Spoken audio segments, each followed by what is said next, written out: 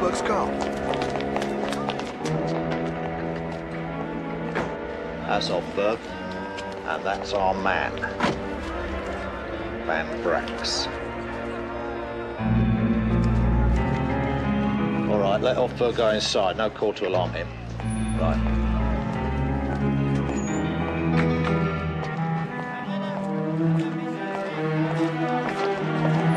Van Brax, you have a warrant for your arrest on the charge of receiving gemstones, knowing them to be stolen.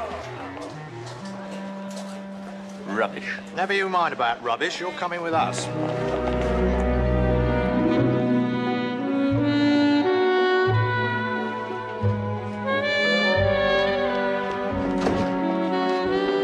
Miss Lemon? Miss Lemon? Miss Lemon, I have the cakes. On the blue and gold plates, I think, with perhaps a little flour. Flour? No? No, Mr. Poirot. Very well. But arranged symmetrically, Marie Mavel, she is the great artiste. Where's Captain Hastings? Not back from lunch yet. What is he thinking of? It is 3:30. Oh, he was lunching at his club. Bah, that club. Thank you, Constable. Now, Mr. Van Brax, you'll have no objection to being searched, I take it? I would have the strongest possible objection, Chief Inspector, without the attendance of my lawyer. And why, might I ask, would you need a lawyer if you're as innocent as you make out? You are not dealing with some bumpkin, Chief Inspector. I am a man not without influence, even in your country. Oh, really?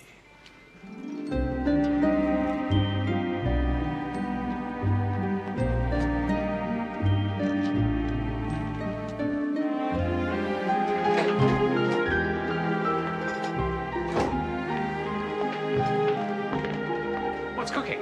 Nothing is cooking, Hastings. The cook is waiting for you to finish your nice game of billiards at your club. Marie Mavel is coming to tea. Who? Oh, What's up? you do not know who is Marie Mavel? Can't say I do, no. These look good, Poirot. Marie Mavel is the greatest film star Belgium has ever produced. I think she's the only film star Belgium's ever produced. You do not remember La Tendresse Orageuse? Oh, what? Un drôle de cœur? I didn't even know they made films in Belgium. Why is it the fate of Hercule Poirot to live among such Philistines? Certainly. Hastings, Marie Mavel and her husband, Gregory Rolfe, are stars of international renown. They have made... That was Miss Marvell. She can't come. But... Can you call on her at her hotel instead?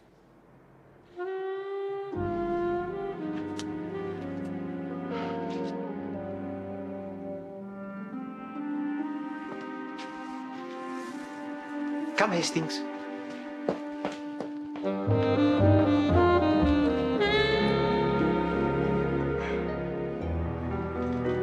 Well, I'll do that, sir. Yes, sir. Right. Well, there seems to be some procedural difficulty about this. You can go for now, Mr. Van Brax. Thank you, Chief Inspector. What did the Commissioner say? Never you mind what the Commissioner said.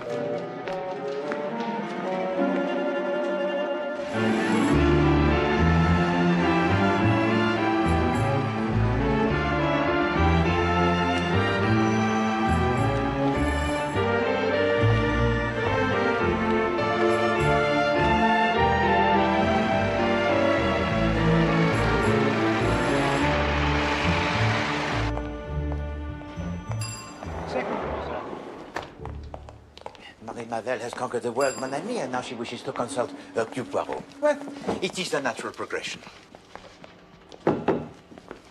Because you see, Hastings, the ladies, they always seek Poirot for help. Because Poirot, you understand, has this particular sensitivity. Mademoiselle Marvel, Hercule Poirot. Arthur Hastings.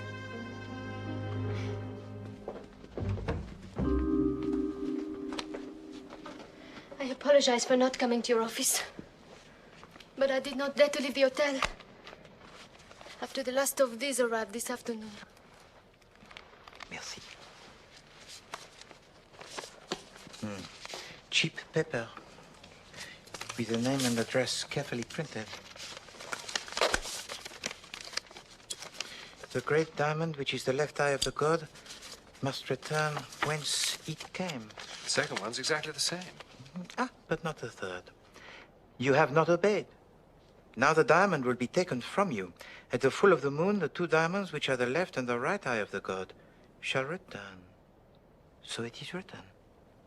Strong stuff. Mademoiselle, these letters, they did not come by post. No. They were delivered downstairs by a Chinaman. Well, that is what frightens me. It was from a Chinaman in San Francisco that Gregory bought the stone 3 years ago. Reputable diamond merchant? No. He approached Gregory in a restaurant. Well, Gregory said he seemed terrified. And he only asked about 1/10 of its value. He said it was called the Western Star. This story seems of a romanticism almost unbelievable. And yet, who knows? Huh? When is the next full of the moon? Friday. I looked it up. 3 days' time? Mademoiselle, this belle histoire, it may be a hoax, but it may not. Therefore, I counsel you to place the diamond in my keeping until after Friday. Then we can take what steps we please. That is not possible. We're going to Yardley Chase for the weekend.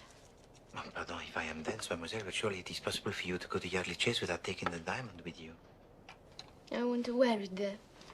I just remembered it was in the Tatler last week about Lady Yardley having a diamond called the Eastern Star, and how it was meant to be one eye of some Chinese god, and the Western Star was the other, and it belonged to a film star. Mademoiselle, could we be permitted to see the Western Star? Me and my husband are in negotiation with Lord Yardley. We want to make a film at Yardley Chase. It's a beautiful place. We shoot the film entirely on location at the house. Elizabeth and Sussex. Essex. Well, something. So you are acquainted already with Lord and Lady Yardley? Gregory met them when he was in California, a few years ago.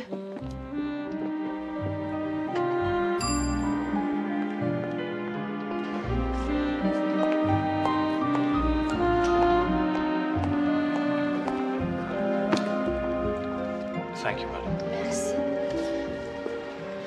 I do not believe the diamonds are twins. I do not believe the diamond of Lady Yardley is as good as mine.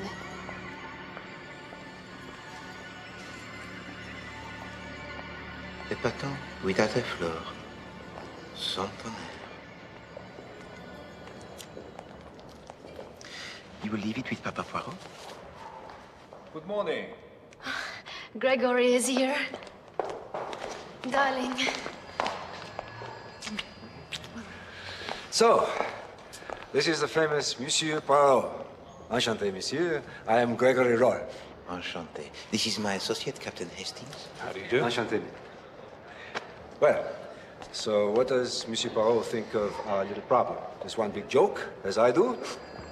I have advised your wife, monsieur, not to take the jewel with her when she visits Yardley Chase on Friday.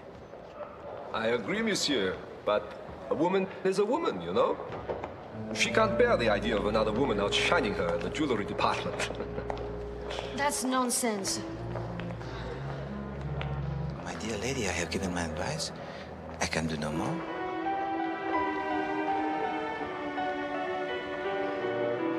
I've been after him for months. So Monsieur Van Brax is of interest to you?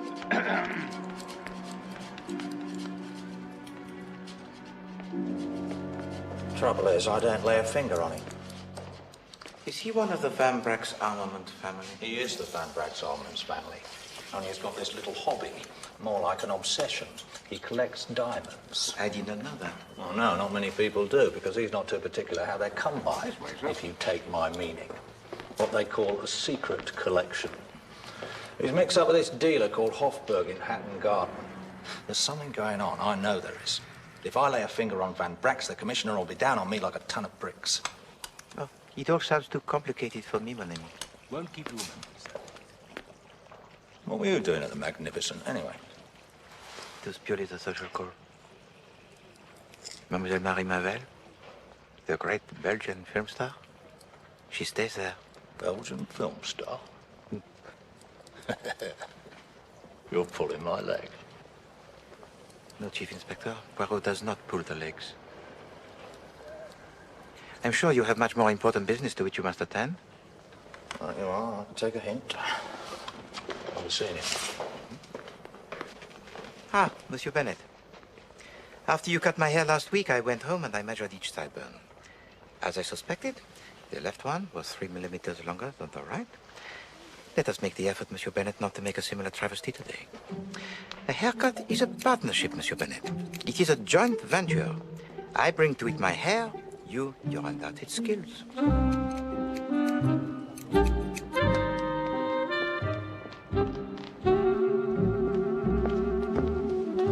Captain Hastings. What? I've got Lady Yardley in my office. She wants to see Mr. Poirot. Well, we better... Good Lord. He's not back from the barber's yet. No. Show her in. I'll deal with it.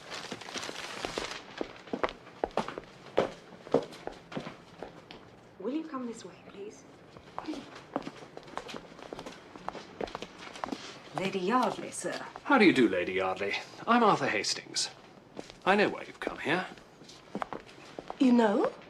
You have received blackmailing letters about the diamond. Do sit down. You know? How? Logic, Lady Yardley. If Marie Marvell has had warning letters. Marie Marvell has been here. And if she, as holder of one of the twin diamonds, has received a series of anonymous letters delivered by a Chinaman threatening to steal them at the next full moon, it logically follows that you will have received similar missives. That's amazing. Ice cold logic, Lady Yardley. The deductive process.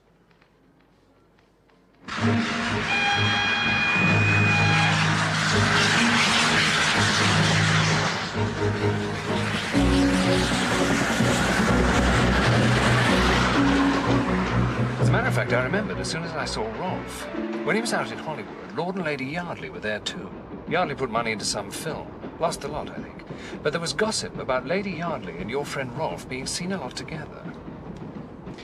And the letters of Lady Yardley, they were also delivered by the Chinaman? No, I asked her about that. They came by post.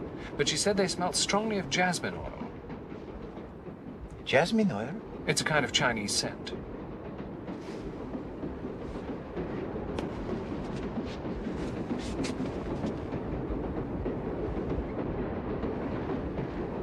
Are they symmetrical, Hastings? Or the sideburns?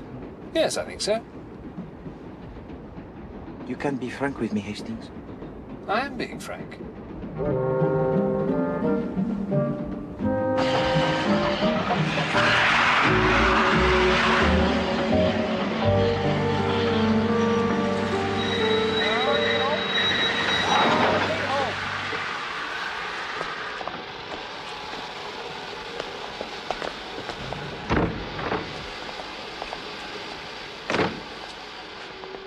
Hastings, why did Lord Yardley not come to see us? He doesn't take the letter seriously, it appears. Thank you.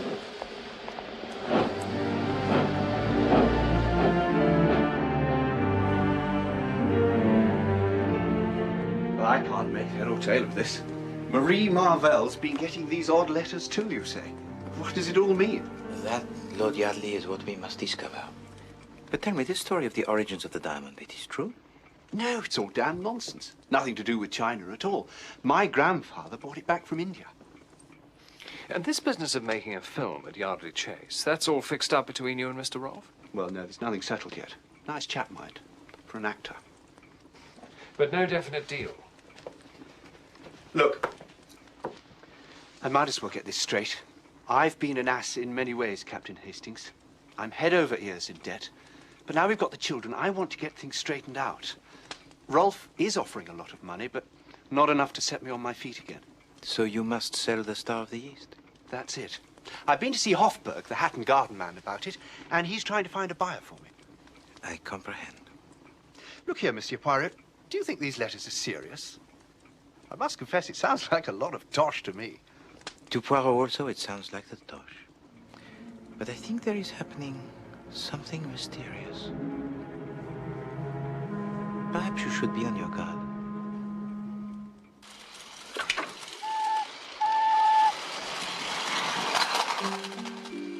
Shall I take it? Just a little longer, Molly. Very well, madam. One of the wheels is bent. Can you straighten it, Molly? This is Monsieur Poirot, my dear. Oh. How do you do, Mr. Poirot? Enchanté, Lady Yale. It was yesterday that you were fortunate enough to meet my associate, Captain Hastings. Hello. Oh, yes. About those silly letters. Perhaps I took them too seriously. Perhaps. Oh, it's all damn nonsense. I never heard there were two diamonds before anyway. Star of the West, indeed. Don't forget the signal, Harry. The diamond of the great Belgian film star Marie Mavel is fully worthy of the name. You've seen it? Oh, yes. Perhaps it would be possible to see its partner? Why not? Why don't you wear it at dinner tonight, Maud? Oh, it's set in one of the most hideous necklaces you've ever seen. George is always promising to have the stone reset, but it's never been done. You'll have to wind that up again now, Hugo. But, Daddy, give me the key. It's hiding. Thank you, Mullings. I don't. You ought to know about this, Mr. Poirot. It's from Hofberg. He's sending a man down tonight to have a look at the stone. I wish you wouldn't sell it, George. It's been in the family so long. Now, Maud. All right. Very well. Since it is the last time I shall be able to do so, I shall wear the Star of the East at dinner tonight. Excuse me.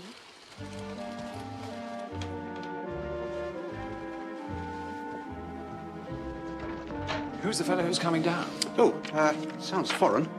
Mr. Henrik van Brax.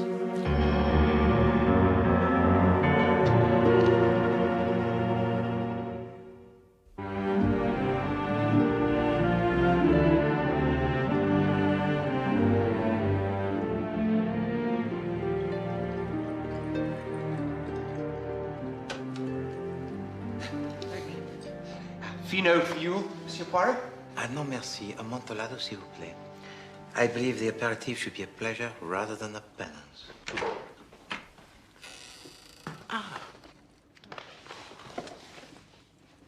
Behold the sacrifice. C'est magnifique. No, no. Wait till I turn the main light on. Then you may feast your eyes on the ugliest necklace in England. What happened? Maud! Hastings alive!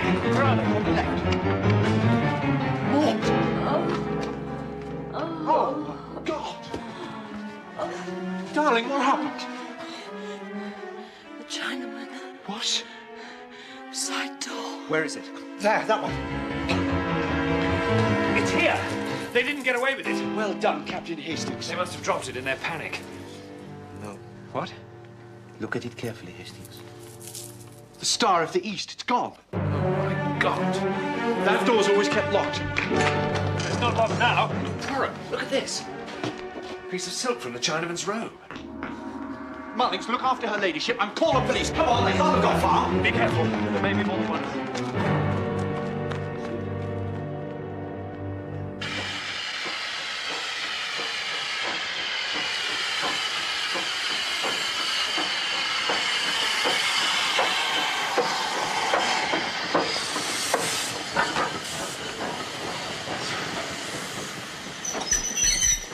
Yardley ho! Yardley ho!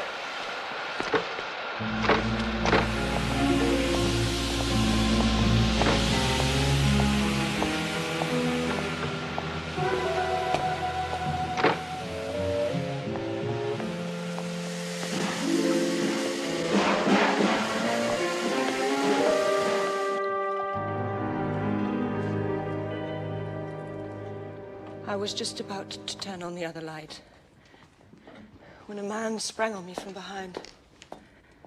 Thank you. He tore the necklace from my neck with such force that I was pulled over. As I fell, I saw him disappearing through the side door. I realized by his pigtail and his embroidered robe that he must be Chinese. Got away. I heard something. Oh, George. Come on, old girl. Had a bit of a shock. Drink that, darling. Mr. Van Brack's to see you, my lord. He says that you expect him. Oh, good Lord. I shall have to explain to him, I suppose. I'll talk to him in the library, Mullings. Very good, sir. Oh, no sign of the police yet? Not yet, sir. Will you excuse me a moment, my dear? Of course. Excuse me. I think I'll just go up to my room and lie down for a while. I'll be all right.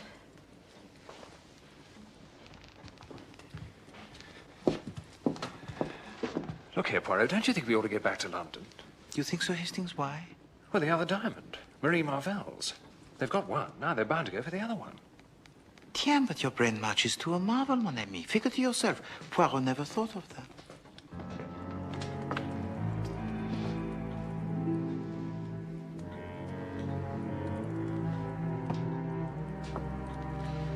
Yes, Hastings, we must go back to London. Immediately.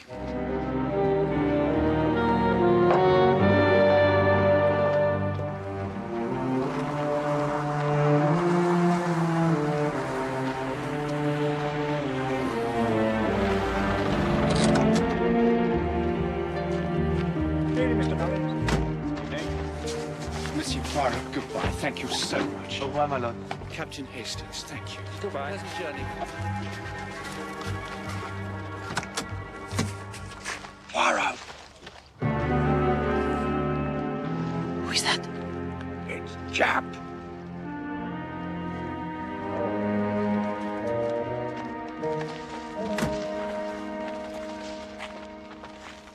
Why do you lurk, Chief Inspector?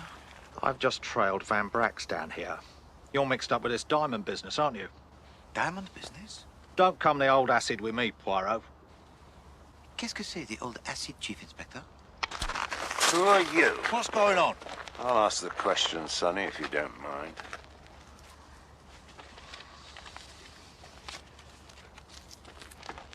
Scotland Yard. Twig-a-voo? Oh, very sorry, sir. Just doing my job, sir. We've had a report of a diamond stolen. What? Do you know about this? Yes, it was 20 minutes ago. 20 minutes ago? Darn it. Can't have been Van Brack's then. We'd only just got off the train. No, it was some Chinaman. All right, Sergeant, get on with it. Thank you very much, sir. Good night, sir. Come on, lad.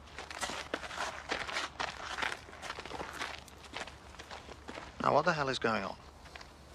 There is nothing you can do here, Chief Inspector. Come back with us, and on the way I will tell you all that I know. Here we are, sir.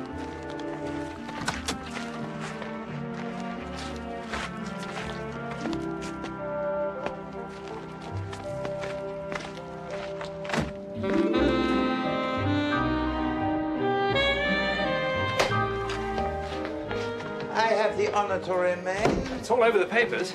Yours sincerely, Hercule Poirot. Good morning, Hastings. Morning. The Curse of the Eastern Star. Oriental intruder attacks Viscountess. Informed sources were last night speculating that religious fanatics were responsible. Thank you, Hastings. I have already read the newspapers. It beats me how they get into print so quickly. Well, they make it up, Hastings. You think so? Well, we going to the Magnificent? We should have been there last night. Want to warn Marie Marvell. I mean, obviously, her diamond's going to be next on the list. Well, she will have seen the newspapers, Hastings. Besides, it is not yet the full of the moon. Well, they didn't wait for the full moon last night. Yes? Yes, Miss Lemon. Yes, of course, put him through. Bonjour, Chief Inspector. Yes? Yes. We will come over immediately. Goodbye. Come, Hastings.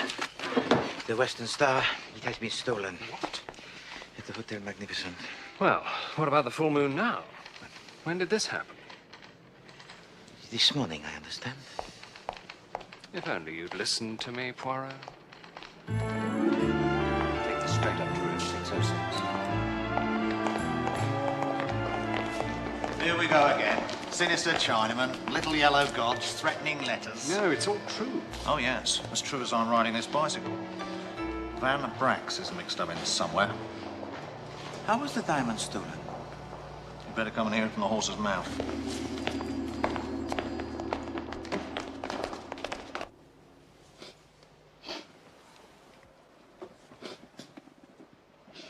I came on duty at 8 o'clock.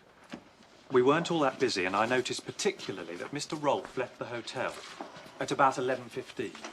Why did you go out? You did not have to go out. You want me to be a prisoner in the hotel?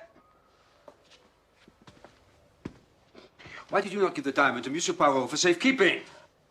Recriminations are not very helpful, Mr. Rolfe. Go on, son. At about 11:30, a gentleman comes in. I mean, I thought it was Mr. Rolfe. He was dressed like him. He looked like him. He's blind, I tell you, blind! Well, this man, whoever he was, asked for Madame Rolfe's jewel case from the safe. And you gave it to him? Yes. I thought it was Mr. Rolfe. I gave him the receipt to sign, and he signed it. Chief Inspector, do we have the form? Here we are, sir. Thank you. Monsieur Rolfe, is this your usual signature? Nothing like. He's blind, I told you, he's blind. All right, Mr. Rolfe. Well, I looked at the signature, and it looked all right to me. And he said, I've been getting threatening letters from a Chinaman. And the worst of it is, I look rather like one myself. Well, I looked at him, I saw what he meant. His eyes slanted up at the corners like an Oriental's. Well, I never noticed it before. Well, of course you've never noticed it before. Do you notice it now? I'm holding your hotel responsible for this. Please, Mr. Rolfe, I'm trying to conduct an investigation. And as a matter of interest, where were you at the time of the robbery? I was nowhere near the hotel. Why should I steal my own diamond? Is this the famous Scotland Yard talking? It's for you, Mr. Poirot. A word in your ear, Mr. Rolfe, if you don't mind. Thank you. Poirot. Lady Yardley's here to see you, Mr. Poirot. She says it's urgent. How does she seem? She seems terribly upset. Thank you, Miss Lemon. Now it begins.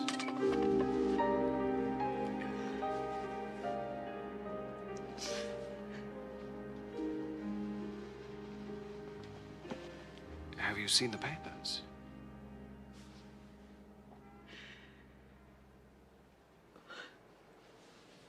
The more lies I tell, the more I get enmeshed in them.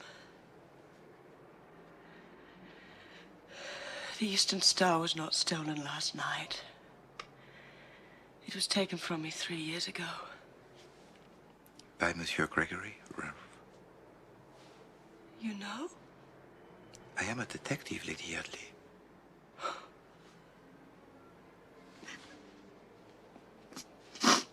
When we met in California, he was such fun.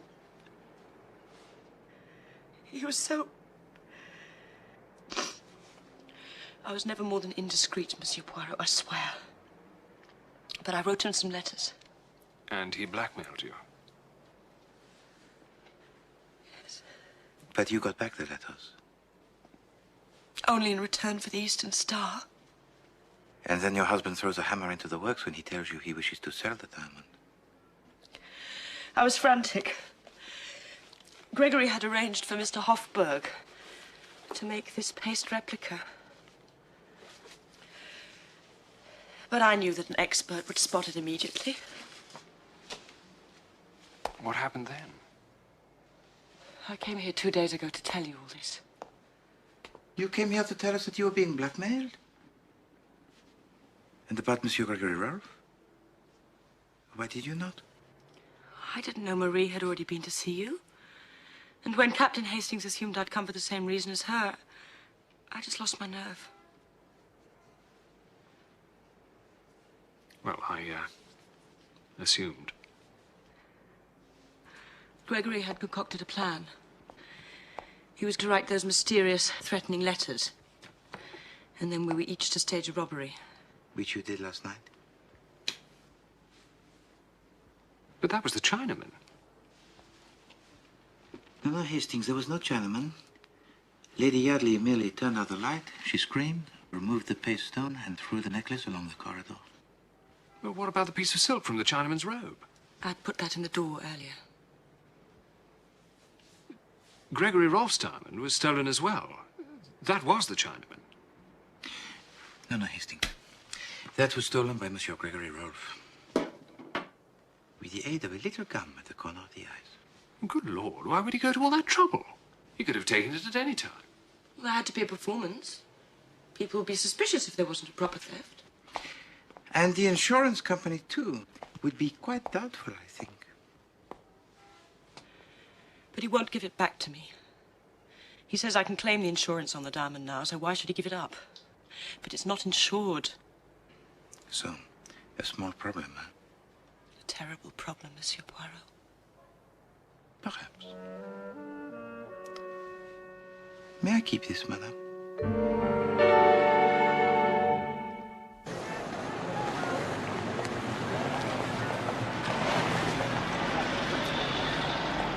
I'm an impatient man, Mr. Hofberg. The diamond is on the market now, I happen to know. It hasn't come to me yet. It will, Mr. Van Brax, have no fear. You have the money. I'm ready to move at a moment's notice, don't worry.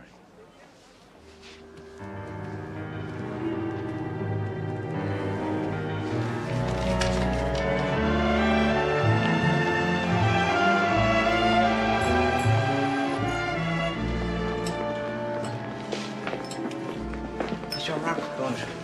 Asseyez-vous, s'il vous plaît. Monsieur Poirot, I am a very busy man. This morning I had the pleasure of a visit from Lady Yardley. So? She told me everything.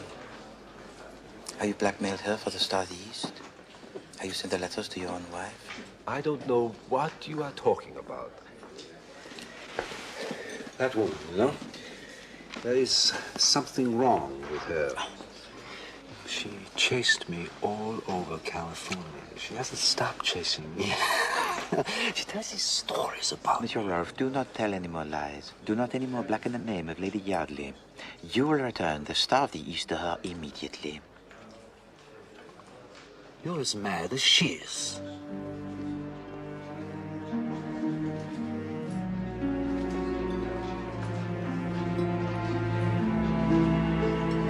Very well.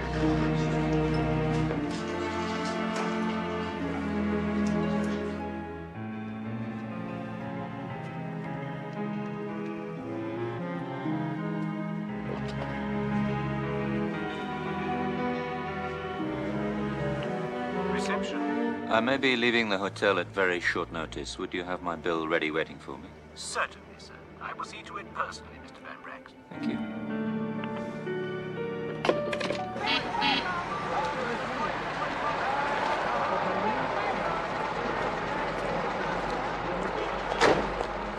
Thank you.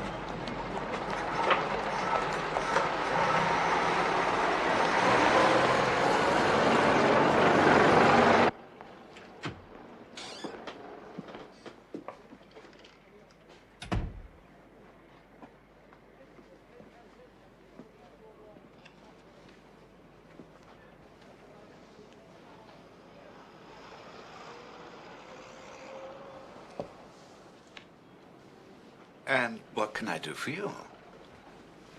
You made this for Monsieur Gregory Rolfe 3 years ago?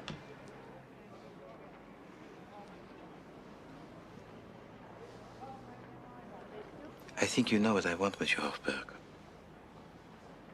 If you do not assist, the Chief Inspector Japp of Scotland Yard will be pleased to hear how you are acting as a dishonest broker between Van Brax and Monsieur Gregory Rolfe.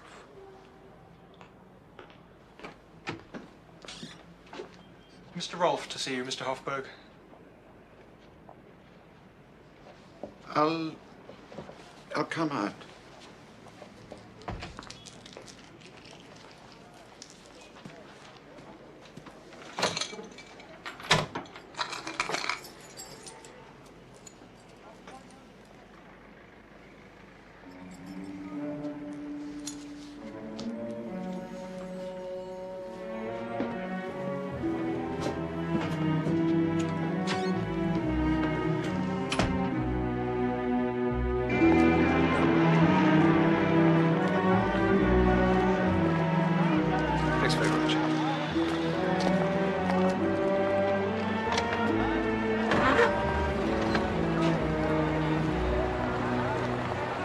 Wait a moment.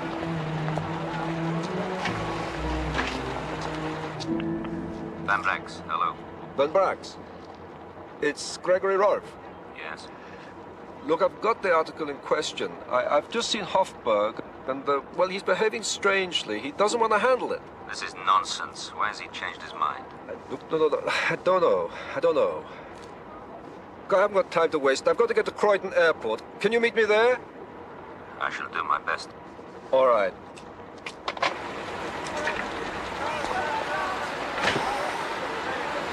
Right, let's go.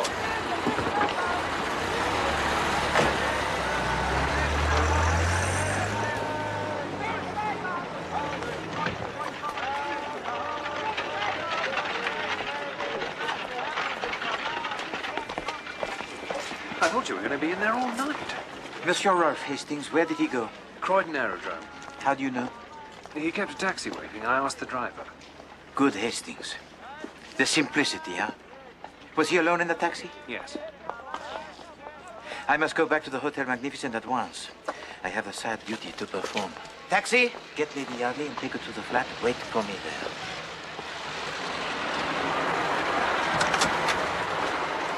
Hotel Magnificent, s'il vous plaît. Taxi!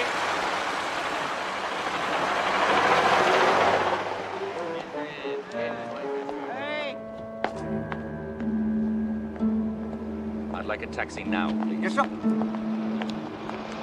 Taxi!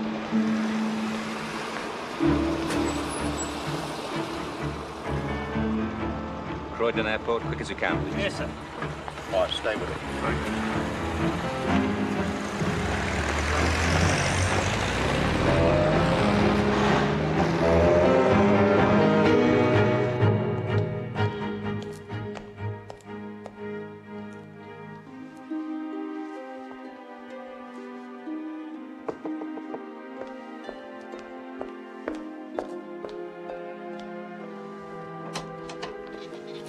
Ah, Monsieur Poirot.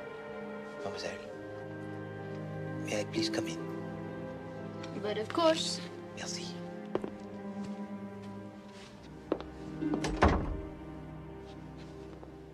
Have you any news? About the diamond? No.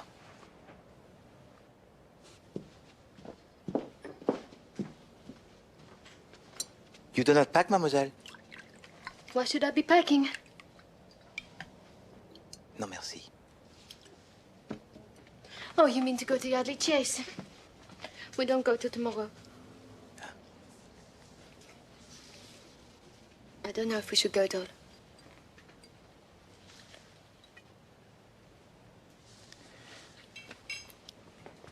Mademoiselle, j'ai de mauvaises nouvelles pour vous.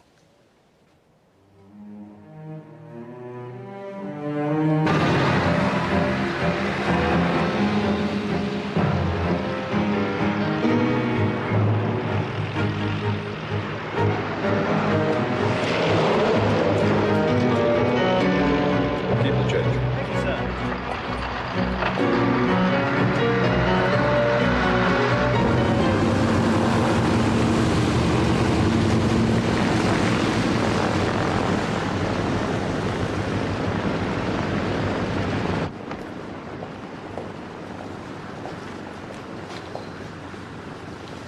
I think it's your turn. Johannesburg flight? Yes. Weight, 180 pounds. Luggage? No luggage. No luggage. Johannesburg flight. Weight, 164 pounds. Luggage. Thank you. Quel idiot. Le pauvre imbécile.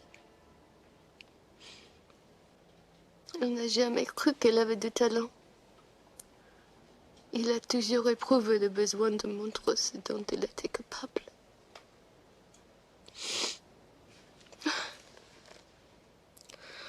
En me donnant les diamants. Il est parti maintenant. Le chapitre a fini.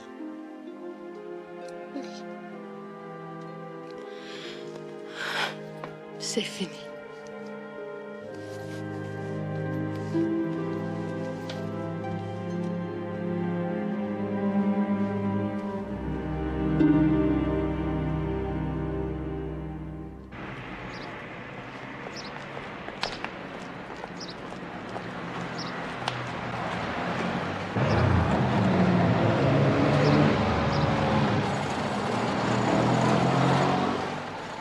How long till we get to the aerodrome?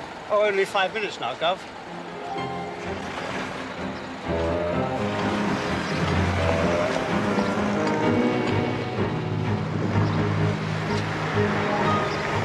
Change that sign. This is police business.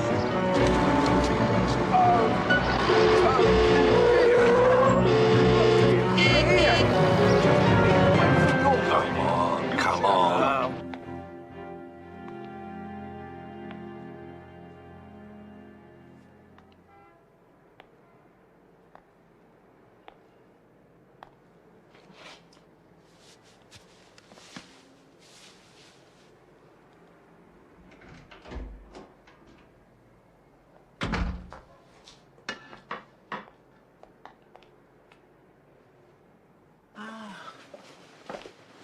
Lady Yardley,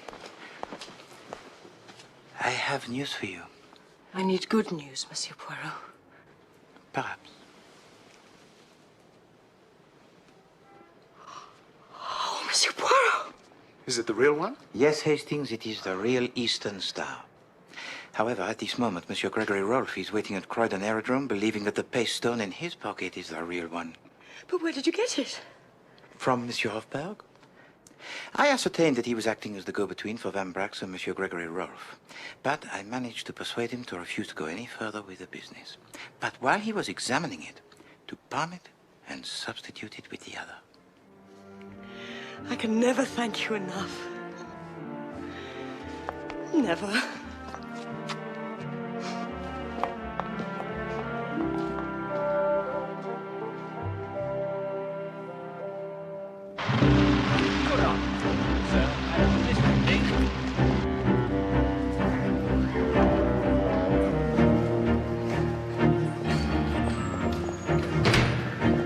Ladies and gentlemen, the Imperial Airways flight to Johannesburg is about to leave. Will any remaining passengers please board immediately?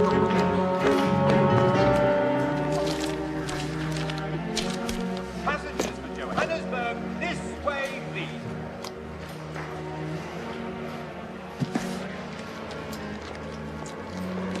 Wait a minute, you think I'm mad? This is paste. No, don't try that, Van Brax. I took this from my wife's jewelry case myself. It's still paste. You've been wasting my time. Look, Van Brax, I need this money. Me too.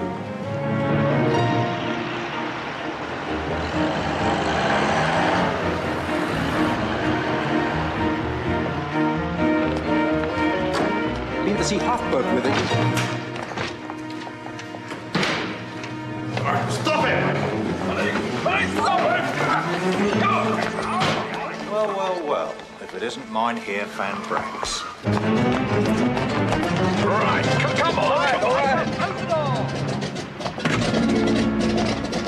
I don't think your friends in high places will be able to get you out of this one, Mr. Van Brax. Really? I'm charged with what? Carrying my own money. And you're going to charge Mr. Rolfe with being in possession of an imitation diamond worth £3 10 shillings. Good. I shall enjoy this. Let's go to Scotland Yard, shall we? Wait a minute, wait a minute.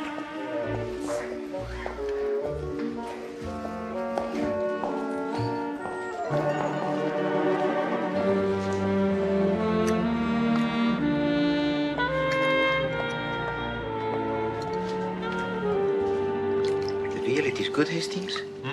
Oh, very good, yeah. It has marinated in a mixture of white wine, brandy, and the seeds of the fennel. Excellent.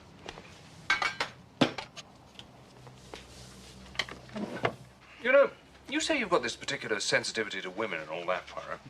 It seems to me that all you've done for Marie Marvell is to lose her husband.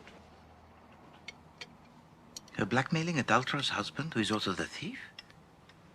That is such a great loss, Hastings? How little you understand the feminine psychology and feminine needs, Hastings. Well, you're right there.